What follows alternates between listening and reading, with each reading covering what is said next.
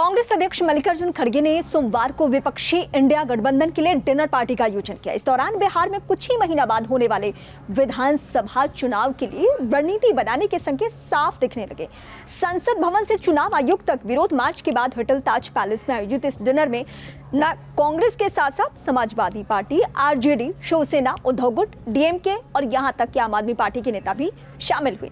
ये बैठक महज एक पॉलिटिकल सोशल गैदरिंग नहीं थी, बल्कि इसमें राहुल गांधी के मिशन में खड़गे की भूमिका को लेकर एक स्पष्ट संदेश छिपा था।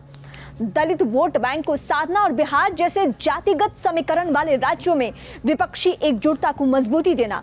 कांग्रेस अध्यक्ष और राज्यसभा में विपक्ष के नेता मल्लिकार्जुन खड़गे राहुल गांधी के लिए अब सिर्फ एक संगठनात्मक प्रमुख नहीं, बल्कि तुरुप का इक्का बनकर उभरे हैं।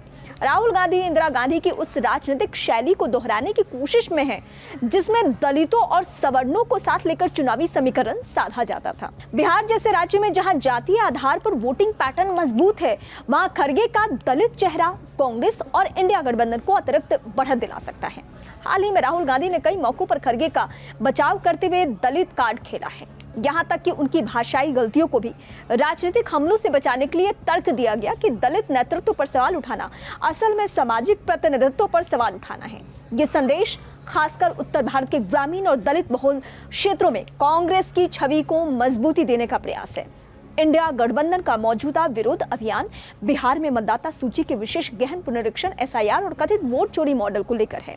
राहुल गांधी ने अपने डिनर पार्टी में इस मुद्दे पर विस्तृत प्रेजेंटेशन दिया था, जिसमें आरोप लगाया गया कि बीजेपी और चुनाव आयोग मिलकर विपक्षी वोटों को योजनाबद्ध तरीके से प्रभावित कर रहे हैं।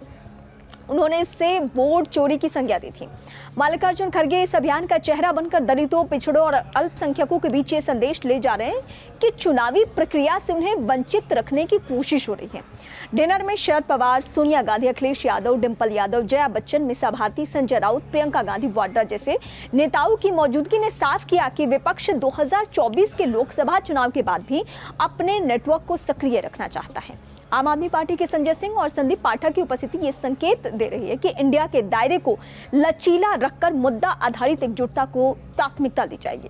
कांग्रेस के अध्यक्ष मल्लिकार्जुन खड़गे ने कहा कि जिन लोगों को कांग्रेस पर भरोसा नहीं था, जो कांग्रेस के समर्थक नहीं है, वे भी देश भर में हो रही इस मतदाता धोखाधड़ी पर चर्चा और चिंतन कर रहे हैं। उन्होंने कहा, हमने पहले ही अपनी बात रख दी थी। आप सभी जानते हैं कि हमें वहां जाने नहीं दिया गया क्योंकि बहुत लोग आ गए थे और उनके पास कोई जवाब नहीं था। हमने कहा कि एक बड़ा हॉल उपलब्ध कराएं, हम वहां अपनी बात रखेंगे और आपको बताएंगे कि क्या कमी है। लेकिन उन्होंने किसी को नहीं बुलाया, बल्कि कहा कि चुनिंदा लोगों को भेजा जाए। अगर हमने चुनिंदा लोगों को भेजा होता तो अलग अलग पार्टियों के सदस्य नाराज हो जाते। कांग्रेस सांसद गौरव गोगोई ने कहा, राहुल गांधी ने सबूत दे दिया है। एक विपक्षी नेता के रूप में उन्होंने ऐसा प्रमाण पेश किया जिसे नकारा नहीं जा सकता।